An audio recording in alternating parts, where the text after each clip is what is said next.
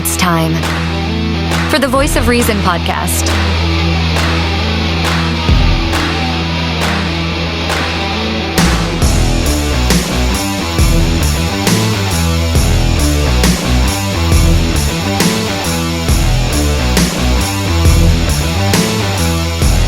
Here are your hosts, Sean Phillips, Andy Van Beber, and Travis Kirkendall. And ladies and gentlemen, thank you so much for joining us here at the Voice of Reason podcast. My gosh. Welcome to season 4, everybody. Has anything happened? Has anything happened? I don't think. I've actually seen a bunch of tweets that have made me laugh. It's like the AP government, teachers this next year that are just like rubbing their hands at what they've got cooked up. This is television drama. Like, this is... You can't write a movie script for this. An HBO Emmy Award winning script that you legitimately couldn't write up better, and unfortunately it's because of that is why people are saying the things that they are saying about all of it. And man, wow. I've never been, not to jump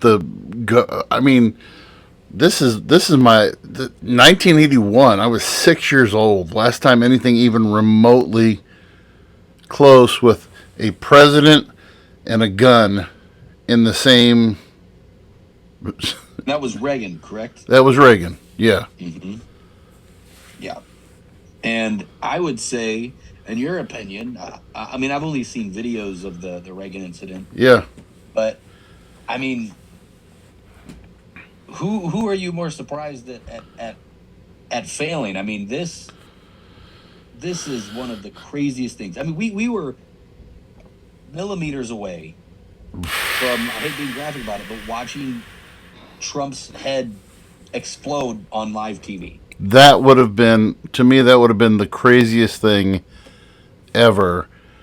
If with Ronald Reagan, just to do a quick comparison, where he was coming out of a building. It wasn't like he was walking across the yard and getting into a car. Mm-hmm. Walking out of a building, getting into his car, and I guess John Hinckley, it wasn't like he was brandishing his weapon out. He had it on his person. He was in the crowd. Mm-hmm. This, dear God in heaven, this was unbelievable. Just the lack of just the lack of intelligence, the lack of planning. This was, you can't even begin to imagine what kind of failures this was. Yeah, you said millimeters, and the fact that he just went from like this to like this was, the thing that saved his life. Now we're, saddened that one man had lost his life and another one had seriously injured.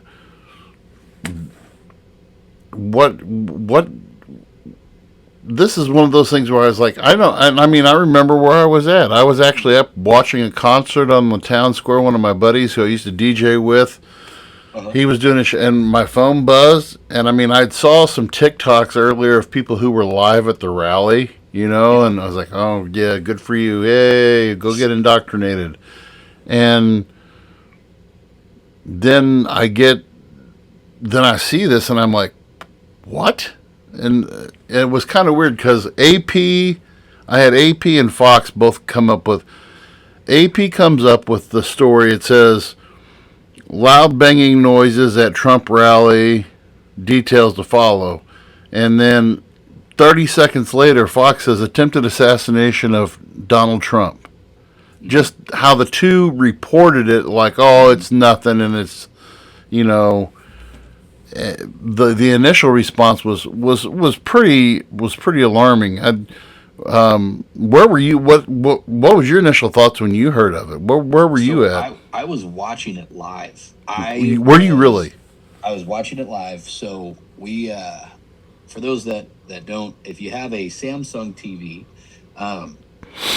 if you have it connected to the internet like a Samsung Smart TV, they have Samsung TV Plus, which is one of the most underrated like streaming services. Basically, it's like free, very generic cable, but it's like kind of like free cable. There's a bunch of, it's like Tubi, but without needing to set anything up. It's great.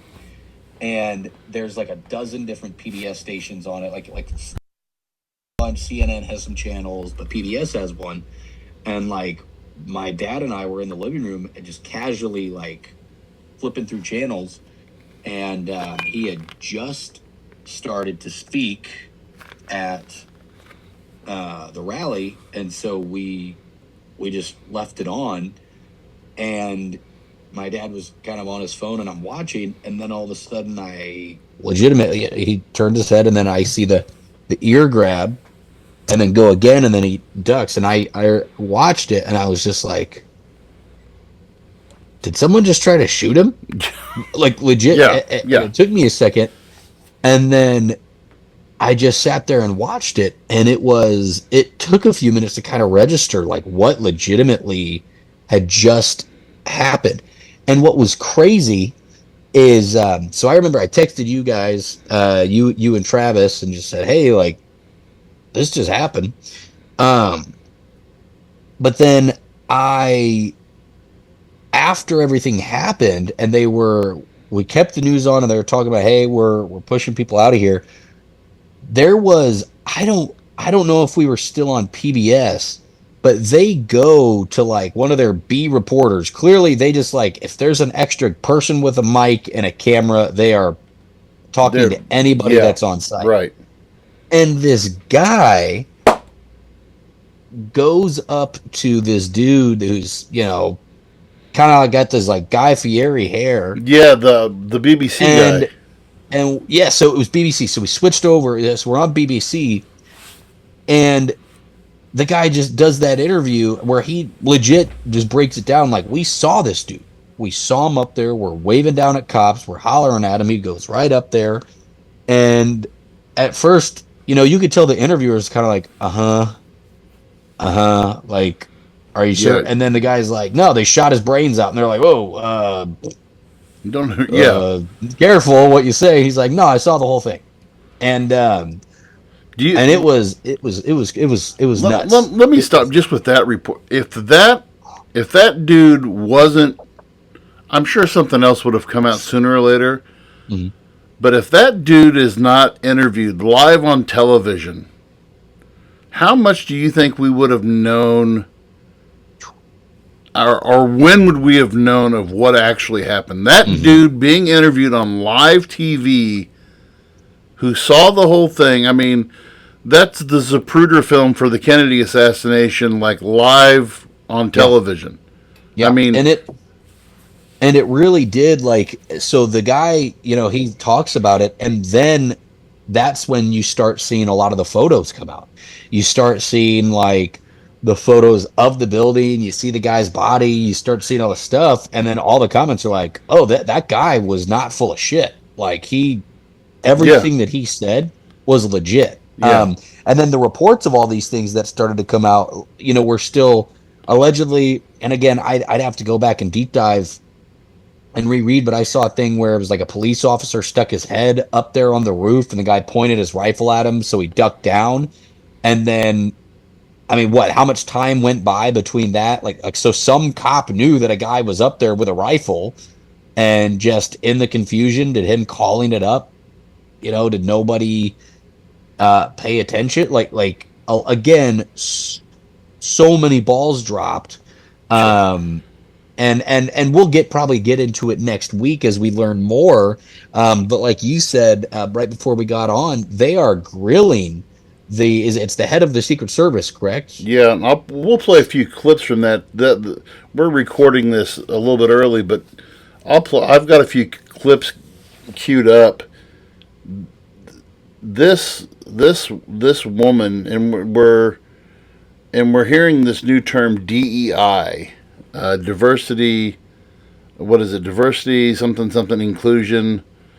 Let's find out. And so what we're seeing in, the fact that, and diversity, equity, and inclusion. Diversity, equity, and inclusion. So we're getting we want to get everybody hired in every position, whether it's, and we've heard about this with airline pilots, we've heard about this with, everybody from executives to, and that's great. There are certain jobs that I believe, man, you let a woman just do it. I mean, I've met women construction workers, I've met women truck drivers, I've met women, security guards.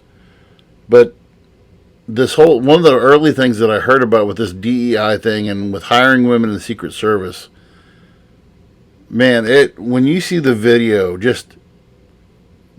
it was the perfect storm for the Secret Service. The mics were still hot on the platform when the Secret Service was getting those guys, when they were getting Trump off the platform. And the thing that is coming up that you hear is the woman's voice. Where are we going? What are we doing? Where are we going? What are we doing? You're a military man. You guys last week did your training and everything were you part of like the mass earthquake training thing or whatever that was? No, we were doing something different. But regardless, you guys have been trained. The reason why you guys go through such extensive training is when whatever emergency or situation presents itself, you know what to do, right? You're right there. You're boom. But so that's the beginning of the Secret Service's problem. That mic's hot. No, to me, yes, it's an intense, hyped up moment. But when they stand Donald Trump up, and that woman standing in front, she's not tall enough to cover the president. Your job is to take one for the team. That's your job. You're going to take one for the team. And thank goodness, we're not Trump fans, but I don't want to see the death of any public official anywhere in the world. Okay? And I don't advocate that at all. But your job is to take one for the team. And if you can't you're not supposed to be in the job. And just a lot of the balls that were dropped here. Before we get into the testimony here, and we'll discuss some of the, I've got 4 clips pulled up of the testimony. But number one, the biggest thing that I see the failure of, that everybody's asking the question, is the building that is less than 150 yards away, a little bit over a football field, with a slope roof, with nobody on it. How does a person get up on that roof and have clear line of sight at the president? That blows my mind. And then you have every video angle that, you have the people saying, there he is, there he is, there he is, and local law enforcement running around. The cop sticking his head back over the top of the edge of the roof, and the kid turning the gun on him. I mean, if I was the cop, I probably would have dropped too. But you are talking about the president. I mean, who's going to be the faster draw? I don't even think it was him dropping, obviously oh shit, this guy's got a gun, goes down. I think it was the lack of response from that. There were several minutes had then gone by. Right. Which is crazy. You're in a situation where if something like that happens, if a guy that close to a presidential rally swings a gun at you, that's not we're going to try to get him. It's, you need to get him off stage now. You need to get him, you have to radio that up the chain, and then it didn't happen. Well, that's the other drop ball, because you had state police on one frequency, You had county guys on another frequency. You had local guys on one frequency, and you had the Secret Service on another frequency. I saw that on Rogan the other day. Rogan was talking about that. You had 4 different frequencies, and I'm like, there's which to me makes sense. As far as to keep some of those channels clear, but it also makes sense that, hey, if you're going to have one for each of these different things, then you have to have another channel that's relaying the information from the other 4. Well, so if you have your local PD's like, hey, we got a guy with a rifle on the roof over here, that needs to be relayed to the Secret Service, right? Like, yeah, that is again just such a. When I worked for the Corps of Engineers, okay, and I did my summer internship as a river ranger up at Quincy. So we had our radios in our truck, in our patrol trucks, and we basically had 3 channels on the radio. We had the lock and dam frequency. We had 4 channels. We had one that was for the river, all the river traffic. We could tune in on the river traffic. We could tune in to the lock and dam to communicate with them if we needed to. And we could communicate with each other. And then we had this other one that was called mutual aid. A mutual aid channel, which your 911 dispatch keeps that, they cycle through all that. And to me, I'm like, okay, did they not have a mutual aid channel that they could have just said, okay, somebody's monitoring this? To me, we can break that over all we want to, but I think that that was just one thing. The fact that, and you're more into the weapon scene than I am. The fact that an AR, what's an AR? What I'm hearing 400 or 500. An AR is good up to about 400 or 500 yards, right? Something like that. Yeah, like, God, I'm gonna get grilled because it's been a while, but the maximum efficient range of a M4. But I know that, like, in training, right? Like, I'm pretty sure 300 meters is like the farthest target that you're like trying to hit. But 150 meters, like, I mean, if you're in training, like, those are the ones like you should be hitting frequently. But God, the maximum effective range, it's much farther, but like realistically, you're not going to be shooting that. No, but I mean, and so the fact that this kid, and that's another area that I want to get to here in a second, but this kid who was kicked off the rifle team for not allowed to be on the rifle team in his high school because he couldn't hit the broadside of a barn. Right. Okay, so the effective firing range, 500 meters. The maximum firing range is 3,600 meters. 36. So that's, I mean, a lot of length. Now, realistically, you're not going to be, But still, yeah. Wouldn't you? And I've always thought this, and this is just another terrible question. But I mean, when every president, I've always thought this: when the president is sworn in and gives his inaugural address on the steps of the Capitol, and the mall, if you've ever been to the mall there in Washington, D.C., I mean, that mall goes way back. I mean, if you had a high enough power sniper rifle, I would think that they had to have, I mean, when they do the inaugural address, they obviously have all the buildings around, but I'm like, could they have somebody? I mean, the guy who did American Sniper, and I think he holds the record for the world's farthest snipe, right? It was like a mile. It's like over a mile. I know, maybe, I saw that. I've seen that clip 1,000 times, but I didn't know how far away he was. Oh, well, apparently it's been broken by a Mr. Kovalevsky spanning 12,468 feet, covered a distance greater than 2 Brooklyn bridges in approximately 9 seconds. The Ukrainian sniper who killed a Russian soldier from a record 3.8 kilometers, around 2.3 miles. God. Who is a 58-year-old ex-businessman. Wow. Wow, good for him. But see, and so that was one of the questions that was asked today is like, why not expand this zone out? And the director says, okay, hey, we didn't know anything about this. Would you have allowed the president to come up on stage at the time? Well, if we would have known about it, no, we wouldn't have allowed. Well, he's like, you did know about it 20 minutes ahead of time. Why didn't you grab this? Why didn't you get this? And so, man, this is one of those things that somebody has to answer for. Somebody has to be able to.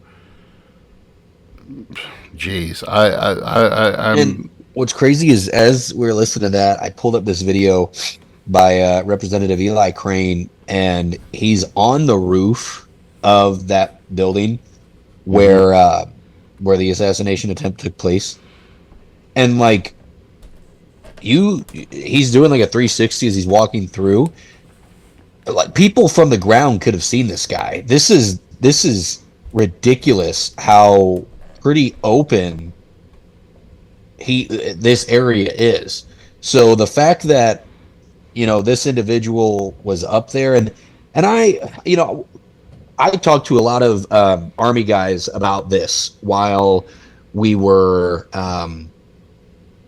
gone, just kind of about what some of our thoughts were, and very clearly there had to have been a very weak chain in their perimeter. Like, and I'm not meaning like a physical link fence. I'm just talking about this perimeter that was set up. And it all just depends on, like, again, here's the thing too, is there's a lot of flack being put on the Secret Service. And yes, obviously the Secret Service dropped the ball, but we're also putting not enough blame on local PD, state PD, the local sheriff's department, whoever was there to maintain physical security dropped the ball hard on this.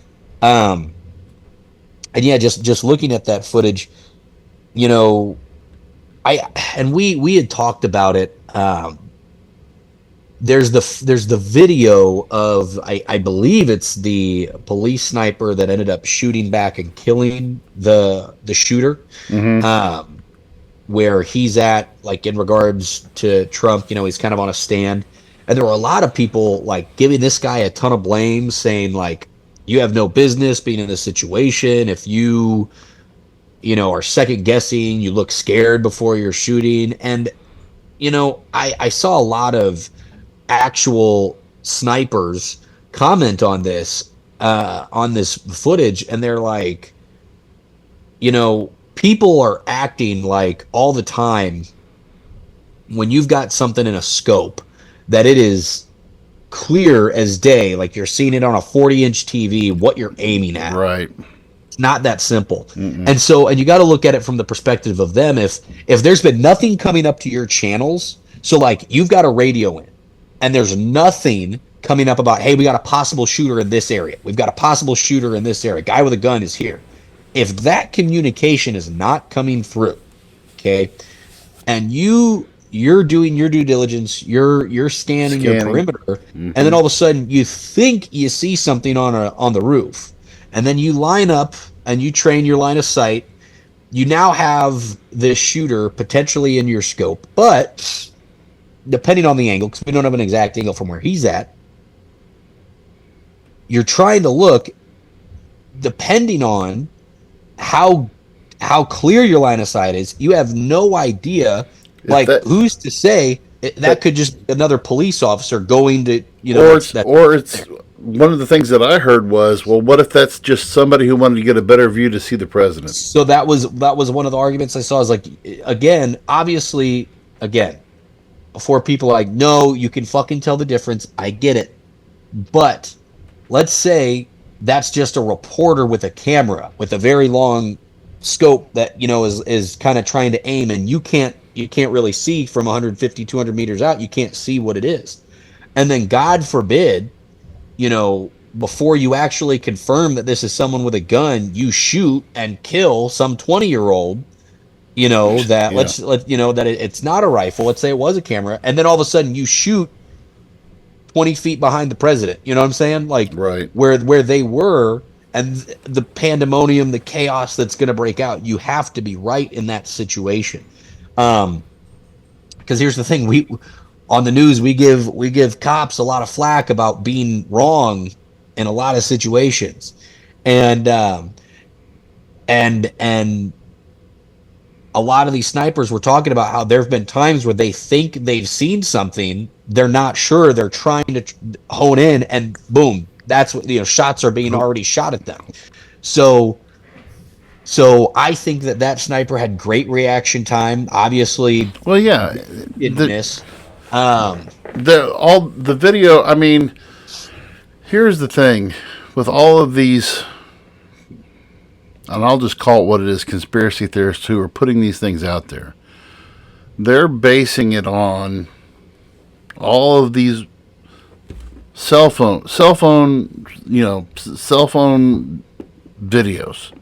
We're piecing together. So this is our evidence. We're basing our ironclad evidence based upon cell phone video, and we've seen, the two shooter thing. We've seen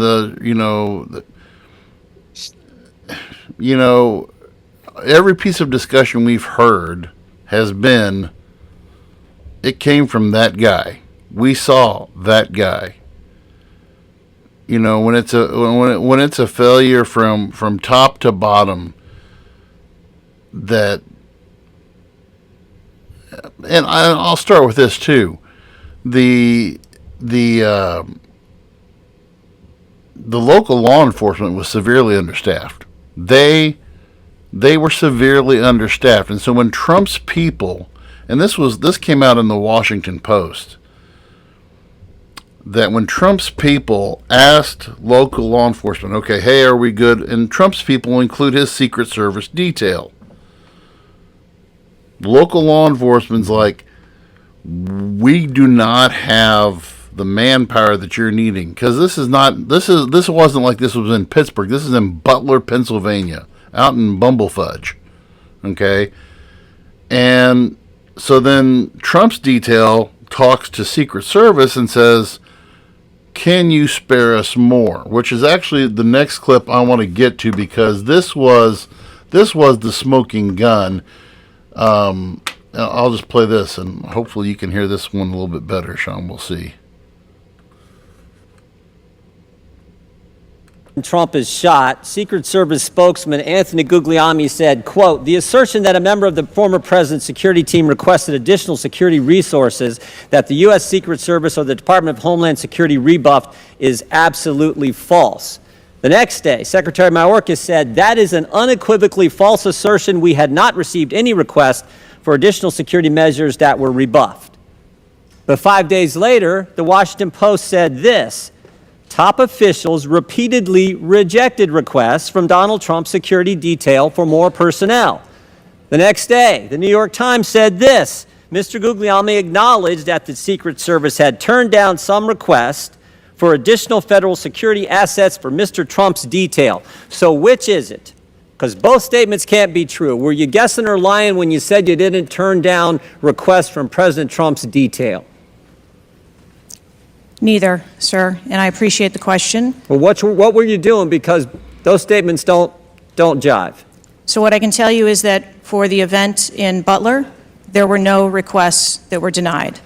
As far as requests... Well, maybe they got tired of asking. Maybe you turned them down so darn much, they said, not worth asking. How many times did you turn them down ahead of that? I think that it is important to distinguish between what some people may view as a denial of an asset or a request. Well, is Mr. Guglielmi your spokesperson? He said he acknowledged the Secret Service had turned down some requests. I'm asking how many? A denial of a request does not equal a vulnerability. Well, tell me. So that's damning evidence. And she's like, well, we didn't deny it. Well, your guy said that you denied. So which is it? And I mean, what do you say to that? I mean, if this, and they asked her, and I don't think I have this clip, but they asked her earlier. They said, and they actually had I see the clip now that I was watching. I don't have it pulled up, but there was one of the representatives that said, "You're full of shit," and said it told her that on, but she said, is the Secret Service a political organization? She's like, no. She said, our job is to protect the protectees, to protect the presidents and to do this. And so why didn't you had an actual person who says, we denied Trump's people. Why did you deny Trump's people? When you're law enforcement, and granted, these guys show up way ahead of time. It's not like, hey, we're going to pop up and be Johnny on the spot, and we're going to. They knew that it wasn't like, oh, the night before, we're not going to have enough guys. Could you send some guys over? Mm-hmm. That's a major failure.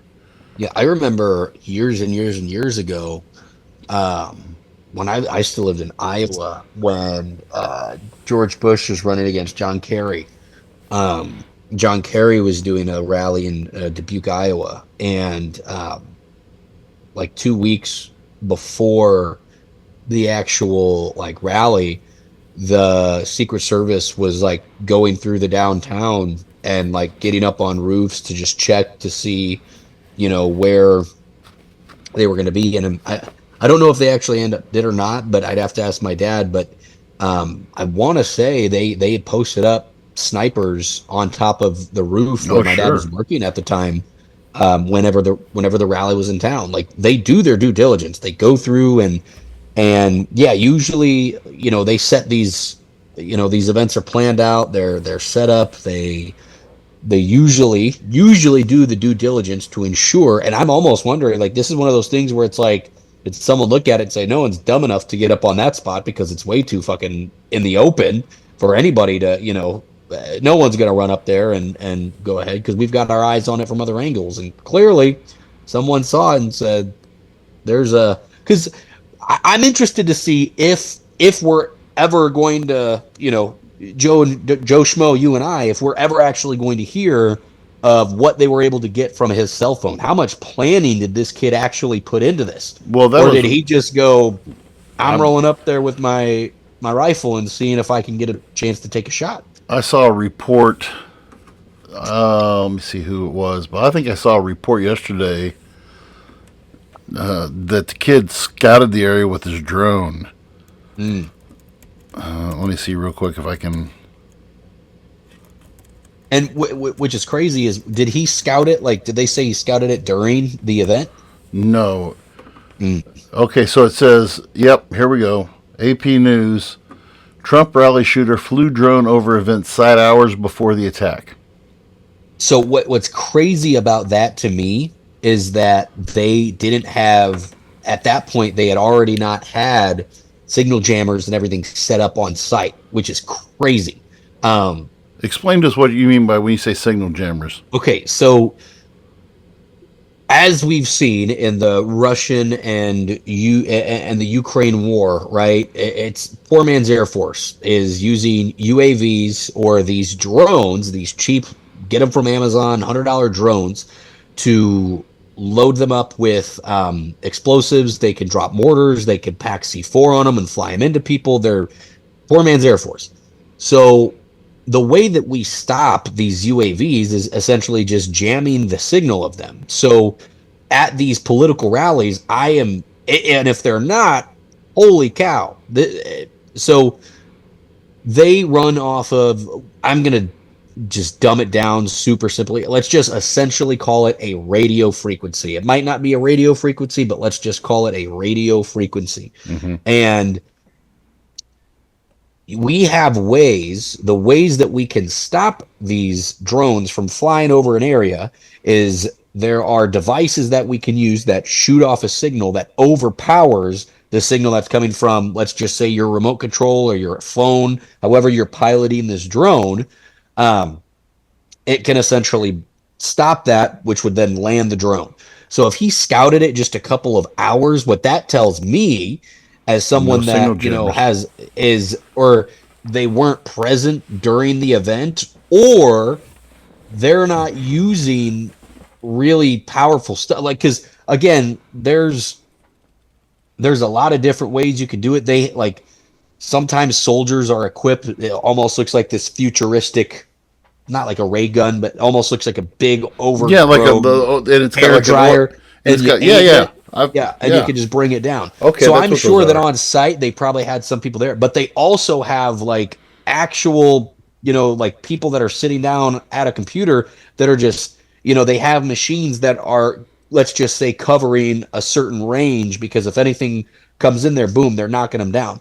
Like, that's why that first year of the Russian-Ukrainian war, you know, Russia was struggling, is because like the Ukrainians were able to pick them off. Like, I'm sure that you guys have seen it, our listeners, V, I'm sure you've seen footage of like Russian convoys just getting obliterated, one after the other. Like, Russia was not able to really make a serious movement. And the reason why is they were just using like handheld radios. So America told the Ukrainians, this is how you read. So they heard everything that Russians were saying, all their frequencies. Like, it's not crazy advanced technology.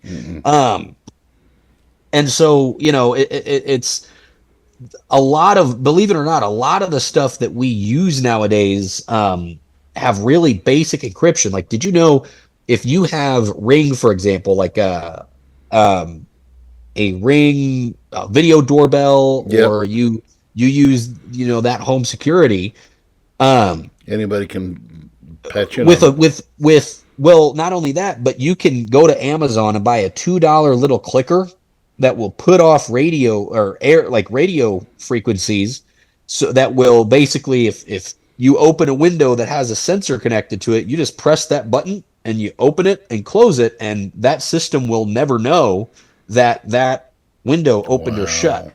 This is not like, a lot of these things are really, really basic and inexpensive, which that's a whole different conversation for another day, about, you know, Russia and the Ukraine, and you know, even what China's doing with their drones, is interesting. But yeah, it's so if he's out there just hours beforehand, just to get a quick scouting to see Right. what's going on, like, that is, again, That's and crazy. especially if they're already set up. Like, if I'm a police officer, or if I'm Secret Service, and all of a sudden I just see a drone flying through there, like, your first reaction should be, something's collecting intel. We need to relay that up the channels of like, hey, we're still good, but something was scanning the area this morning.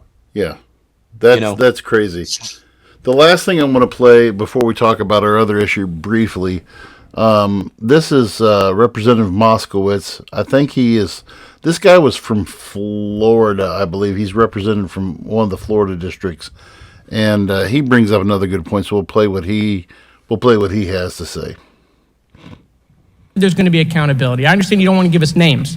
When you say that, are you telling the committee that once it's concluded, you're prepared to fire the people on the ground who made poor decisions that day? I'm prepared to take the actions necessary. No, that's nonsense, okay? Accountability, the failure was human. That doesn't mean they're bad people. It means they failed that day, and a former president was almost assassinated, okay? Are you prepared to fire the human failure on the ground? Yes or no? When you have the names of where those failures were, they're people. It's not like a piece of technology failed. It was people who failed that day. Are you prepared to fire them? I don't have an answer as to whether Well, then how can there be accountability if you're not prepared to fire someone? And the reason why your name is going to be the person who's held accountable, the reason why members in this committee are calling for resignation, and I join in that, or for the president to fire you, is because you're saying there's going to be accountability, but you can't commit that people are going to get fired. That was and that's another thing. That's the last thing I really wanted to. How much is the buck going to be passed on this? Because I saw an interview of the local county sheriff. He's like, my guys did everything that they were supposed to do. My guys did everything, and who's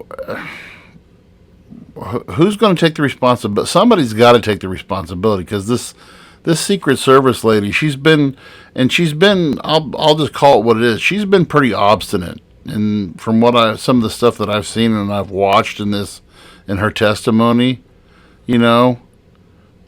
she's been pretty, I didn't do anything wrong. I'm good.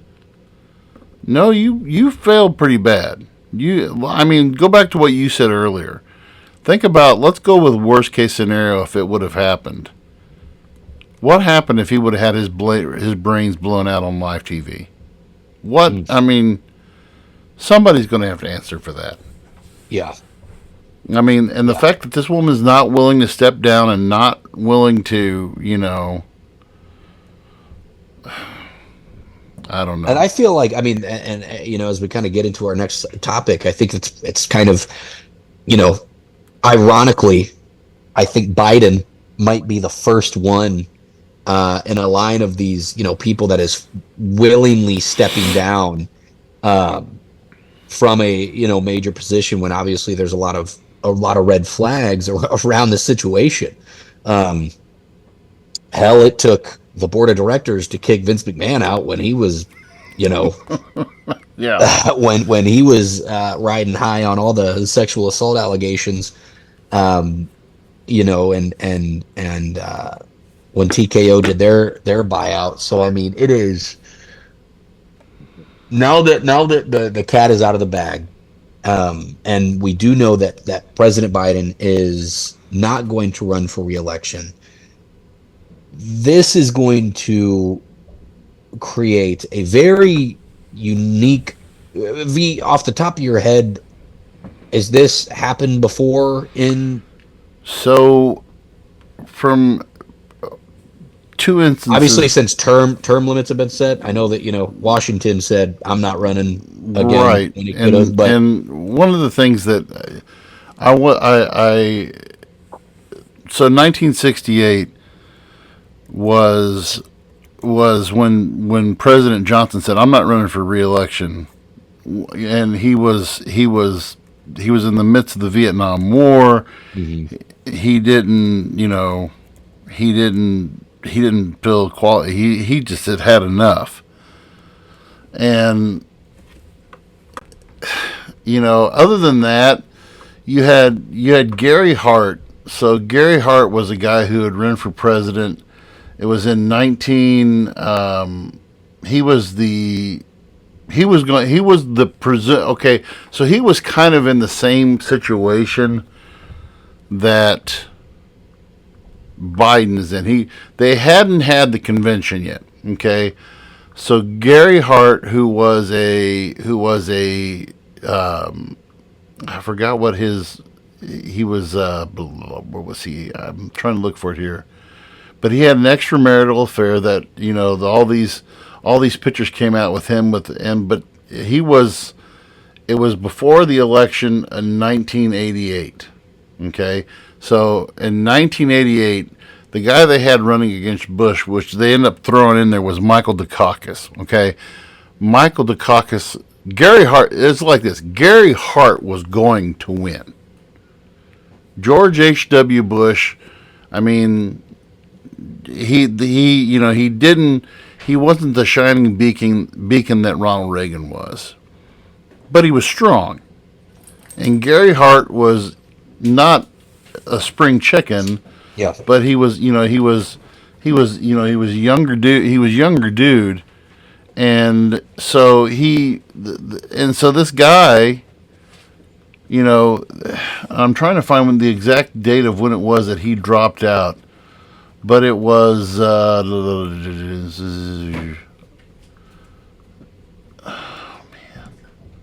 So I'll just put this up for the people to see too. This was actually the photo that sunk Gary Hart. He was actually on a he was actually on a boat called the Monkey Business. So that'll that's always the one that'll do you in. Naturally. But it was before, it was in, I guess, so I'm guessing it was in 87 when this happened, because he, you know, he dropped out of the election. So then they put Michael Dukakis in there, and then Michael Dukakis gets absolutely destroyed because he's a buffoon and he had nothing on George H.W. So it has happened before. This situation was, it was similar. It was not exact. I mean, obviously there was, Gary Hart was a womanizer. Joe Biden is, when you look at, and I have here in the background as behind us here, it says, just the key to it. It says, "I've been the greatest honor of my life to serve as your president. While it has been my intention to seek re-election, I believe it's the best interest of my party and the country for me to stand down and focus solely on fulfilling my duty as president for the remainder of my term." And he's going to speak to the nation later this week. And that's big of him. That is big of him. That is. But I was reading just this morning. I was reading that his staff found out minutes before he released it. Not I even saw some that were like, people read it, like they read it on Twitter is how they found out. And God, some naturally some of the more wonky extremies out there are saying that Biden is already dead and that he needs to show his face by 5 p.m. today. Like, Lauren Boder has got to be one of the dumbest fucking people on earth. Like,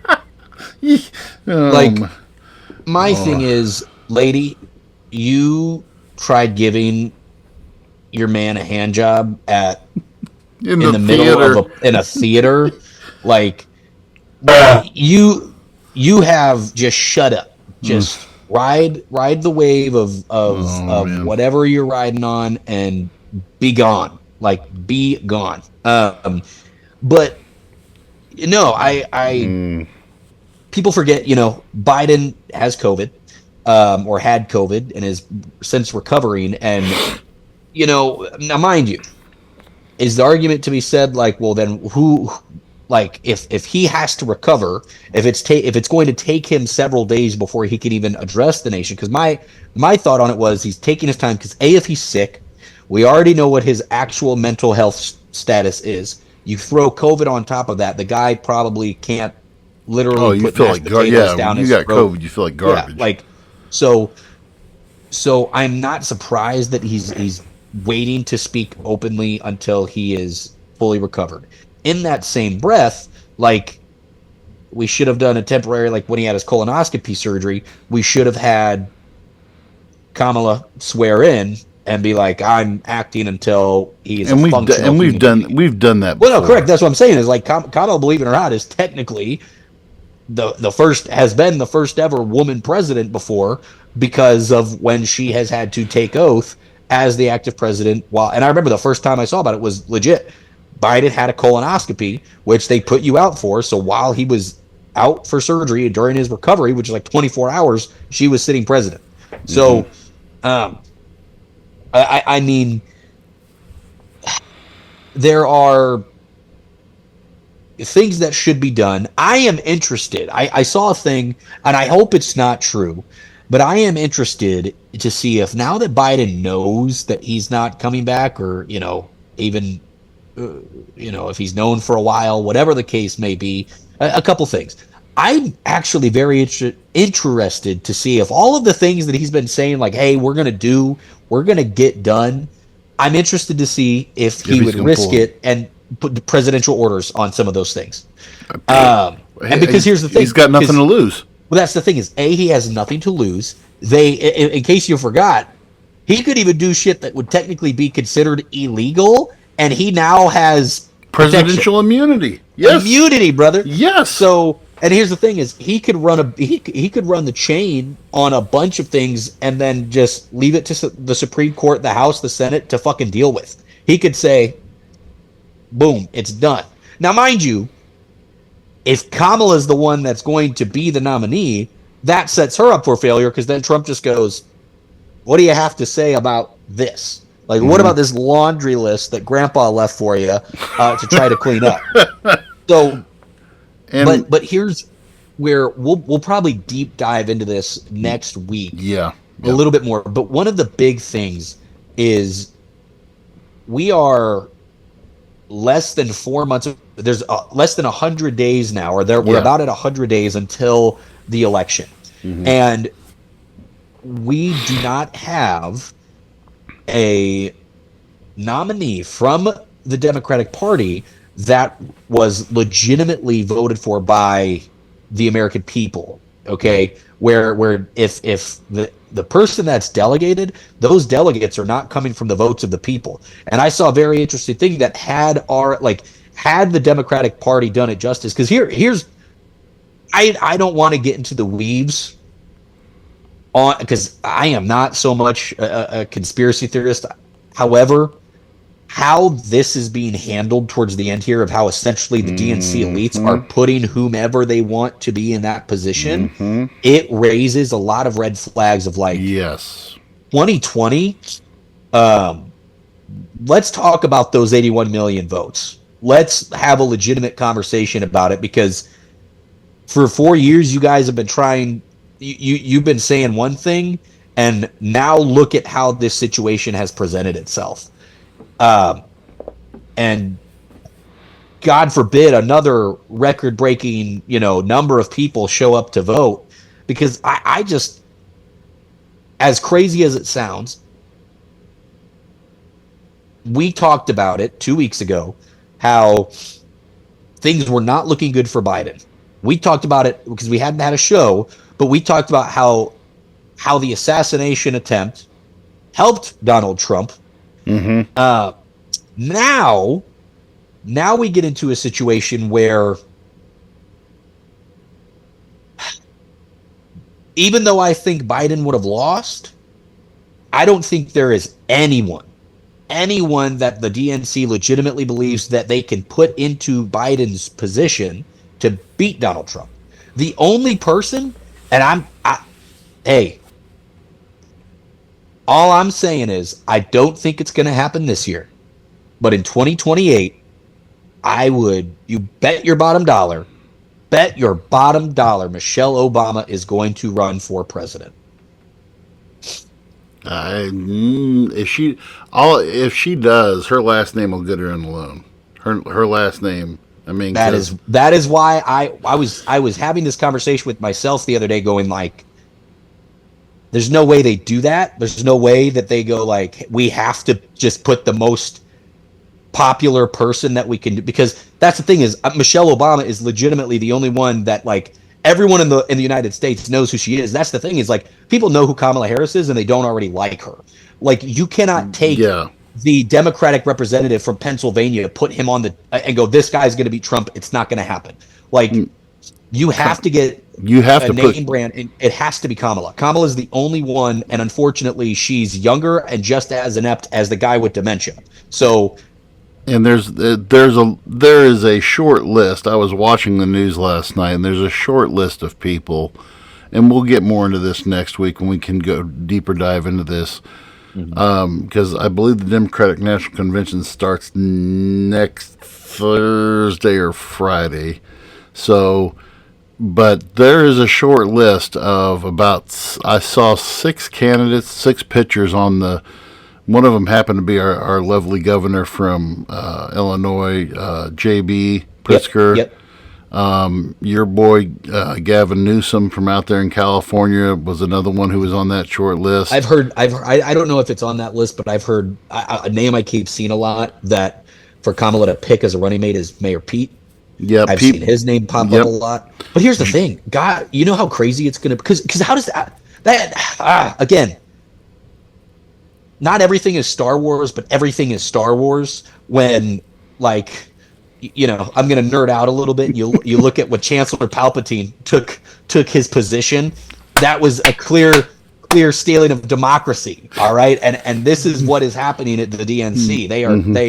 They are again. I'm you to the people that have listened to our show for a long time, for for the people that we've spoken with. I am not one of those ones that has been on the conspiracy train, but good Lord, the way that this is setting up for the DNC to quite literally pick their nominee without the opinion of the people, that is a failure. That is a failure of democracy. And they're already turning that tide. The amount of like legitimate individuals I have seen that I'm sure they kept it to themselves, but are like, it's out with the old, in with the new. Donald Trump 78, Kamala, and it's like, a week ago, we were talking about how Joe Biden can chew his food okay. Like, what are we talking about?